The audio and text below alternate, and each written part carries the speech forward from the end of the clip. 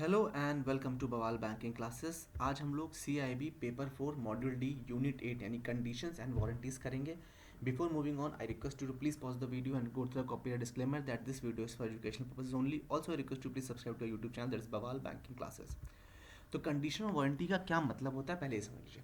Condition मतलब ये होता है कि जब दो पार्टीज या दो से ज़्यादा पार्टीज के बीच कोई भी जो कॉन्ट्रैक्ट हुआ है, अगर वो वायलेट हो रहा है, ब्रीच हो रहा है, ठीक है, जिसकी वजह से वो कॉन्ट्रैक्ट कैंसिल होता है, तो उस कंडीशन को उस स्थिति को क्या बोलेंगे, कंडीशन बोलेंगे। मतलब उस कॉन्ट्रैक्ट में कोई एक ऐसी बात लिखी थी कि यदि इस चीज़ को ब्रीच किया जाएगा, इस बात को नहीं माना जाएगा, तो इस कॉन्ट्रैक्ट को कैंसिल समझा जाए, ठीक है, तो उसको बोलेंगे कंडीशन।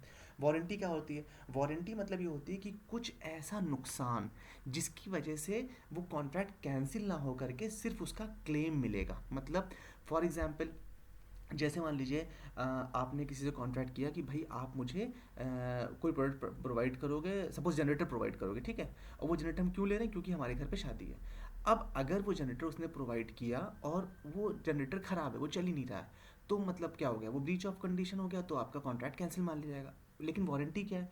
वारंटी ये है कि उसने जनरेटर दिया, लेकिन उसने आने में थोड़ा टाइम लगा दिया या देर से दे दिया, या उसमें डीजल नहीं था जनरेटर में, तो क्या हुआ कि वो जो उसकी वजह से जो डिले हुआ उसके काम में, जिसने उसको हायर किया जनरेटर को, तो वो सिर्फ उस डैमेज के लिए पैसा लेगा। भाई आपका डीजल नहीं था, वो हमने मंगाया है, तो आपको उसका पैसा हमें देना पड़ेगा, ठीक है, या हमारा प्रोग्राम डिले हो गया है, जो भी चीज़ है। कुल मिला के वारंटी, जो वो वारंटी का मतलब वो चीज़, बात जिसकी वजह से सिर्फ क्लेम अराइज होगा, लेकिन कंडीशन मतलब जिसकी वजह से पूरा कॉन्ट्रैक्ट ही कैंसिल हो जाएगा, ठीक है, ये फ़र्क है दोनों में। इम्प्लाइड कंडीशंस एंड वारंटीज का क्या मतलब है? मतलब सेलर के पार्ट पे एक इम्प्लाइड कंडीशन हमेशा होती है, मतलब कि उसके पास बेचने का अधिकार है, मतलब वो चोर बाजार में नहीं बैठा हुआ है। ये इम्प्लाइड कंडीशन है कि जो सामान वो थर्ड पार्टी सेकंड मतलब किसी को बेच रहा है, उसके पास उसको बेचने का अधिकार भी उसी के पास है, ठीक है। आप अगर मकान अपना बेच रहे हो तो आप अपना ही मकान बेचोगे ना, पड़ोसी का नहीं बेच दोगे। तो ये कहा गया है कि उसके पास उसका राइट है, ये इम्प्लाइड कंडीशन मानी गई है। साथ ही साथ ही will have a right to sell the goods at the time when the ownership is to pass the buyer. मतलब जब अगर एग्रीमेंट टू सेल के हिसाब से उसे वो चीज़ उसको देनी पड़ेगी, मतलब पोजीशन या ओनरशिप भी पार्टी को देना पड़ेगा, जो बायर है उसको।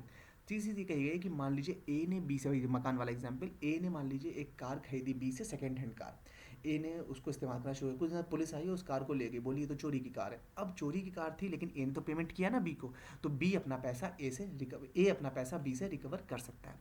Cell of goods by description मतलब कि एक इम्प्लाइड कंडीशन इसमें रहेगी कि जो डिस्क्रिप्शन हमने सामान का दिया है, गुड्स का, हम वही बेच रहे हैं। फॉर एग्जाम्पल, ए ने कहा कि भाई 20 किलो मेरे पास कुछ कर्टन है, मैंने बेच रहा हूँ, ये 17वीं सेंचुरी के कर्टन है। तो भाई बी ने कहा, ए ने कहा बहुत अच्छी बात, हम खरीद लेंगे। लेकिन जब ए ने खरीदा तो देखा कि अरे ये तो 17वीं सेंचुरी, तो धोखा दे दिया, तो झूठ बोला, इसका डिस्क्रिप्शन गलत था। अगर डिस्क्रिप्शन गलत था तो वो उसको डिनाई कर सकता है और अपने पैसे को वापस क्लेम कर सकता है। सेल बाय सैंपल का मतलब क्या होता है? जैसे कि भाई आपने सपोज़ कहीं से कोई भी प्रोडक्ट ऑर्डर किया, ठीक है, और आपने कहा कि हमें इस प्रोडक्ट के 1000 पीसेस चाहिए। तो भाई उस 1000 पीसेस में पहले एक दो पीसेस आप एज ए सैम्पल लोगे ना, तो अगर वो सैम्पल में जो जो चीज़ें हैं, अगर वो ही पूरे बल्क में होनी चाहिए, ये माना जाता है। अगर उसमें डिफेक्ट मिलेगा या वो बिकने लायक नहीं है, आपने मान लीजिए सपोज आपने कोई चेयर ऑर्डर करी, आपने चेयर देखा, सैम्पल अच्छा था, फिर आपने कहा ऐसी 100 चेयर हमको दे दो, लेकिन जो 100 चेयर है उनमें से दो तीन चेयर ऐसी हैं जिनमें पहिए टूटे हुए हैं, या लेग्स टेढ़ी हैं, या बैठने में कंफर्टेबल नहीं, कोई भी चीज़ है, तो फिर आप उसको रिफंड कर सकते हो। आप कहोगे भाई हम इसको नहीं लेंगे, तो वहाँ पे कॉन्ट्रैक्ट को ब्रीच मान लिया जाएगा। Sale is by sample as well as description. कभी कभी ऐसा भी होता है कि आपको सैम्पल भी दिया जाता है और उसके बारे में कहा भी जाता है। फॉर एग्जाम्पल, जैसे कि आपने कहा कि हमें फॉरेन रेप सीड का रिफाइंड ऑयल चाहिए, आपने सैम्पल देखा, आपको ठीक लगा और कहा कि ये फॉरेन रेप सीड का ही है, लेकिन जब वो बल्क में पूरा ऑर्डर आया तो आपने देखा कि उसमें कुछ उन्होंने मिलावट कर दी, हेम्प ऑयल इसमें मिला दिया है, लेकिन डिस्क्रिप्शन में तो नहीं लिखा था। या तो आप डिस्क्रिप्शन में लिख कर देते कि हेम्प ऑयल हम मिला रहे हैं, लेकिन डिस्क्रिप्शन में नहीं लिखा था कि हेम्प ऑयल मिला रहे हैं, लेकिन जब आया तो मिला हुआ, और फिर अब लिखा भी है, तो आप इसको मना कर सकते हैं कि भाई हमारी आपकी बात फॉरेन रेपसीड रिफाइंड ऑयल के लिए हुई थी, हेम्प ऑयल की बात नहीं हुई थी। तो इस तरह से उसको कॉन्ट्रैक्ट को ब्रीच मान लिया जाएगा। क्वाइट पोजीशन का क्या मतलब होता है? इसका मतलब होता है कि एक इम्प्लाइड वारंटी होती है हर एक गुड्स के साथ, कि जो भी गुड्स आप बेच रहे हैं वो किसी प्रकार का उस पर चार्ज क्रिएट नहीं है। फॉर एग्जाम्पल, आपने मान लीजिए अपनी कार बेची, अब आपने कार तो बेच दी, लेकिन वो कार ऑलरेडी किसी बैंक के पास हाइपोथिकेशन था उसका, या बंधक थी, उस पर लोन चल रहा था, तो नहीं, आप ऐसा नहीं कर सकते। उस केस में ये माना जाएगा कि अगर आपने कार किसी से खरीदी, तो ये माना जाएगा कि भाई वो फ्री ऑफ इनकम्बरेंस है, उस पर कोई चार्ज क्रिएट नहीं है, ठीक है। Quality of fitness of goods for any product, मतलब जिस पर्पस से चीज़ ली जा रही है उस पर्पस को फुलफिल होना चाहिए, मतलब जो कह रहा है। एग्जाम्पल क्या दिया गया इन्होंने, जैसे कि किसी ने कहा कि भैया हमें हॉट वाटर बॉटल खरीदनी है, उसने कहा लीजिए खरीद लीजिए, उसने बेच दी हॉट वाटर बॉटल। लेकिन उस हॉट वाटर बॉटल को जब इन्हें इस्तेमाल किया जिसने पार्टी ने, तो देखा कि भाई वो ब्लास्ट हो गई, उसमें तो पानी रुक ही नहीं रहा, या वो अच्छी कंडीशन में नहीं बनी हुई है। तो भाई उसने ली थी तो भैया हमें हॉट वाटर बॉटल, लेकिन वो ब्लास्ट हो गई, तो इसका मतलब उसकी क्वालिटी अच्छी नहीं थी। तो इस केस में भी कौन रिस्पॉन्सिबल होगा, जो सेलर है उसको झेलना पड़ेगा। कैवेट एम्पटर का क्या मतलब होता है, कैवेट एम्पटर का मतलब ये होता है वार्निंग या कॉशन।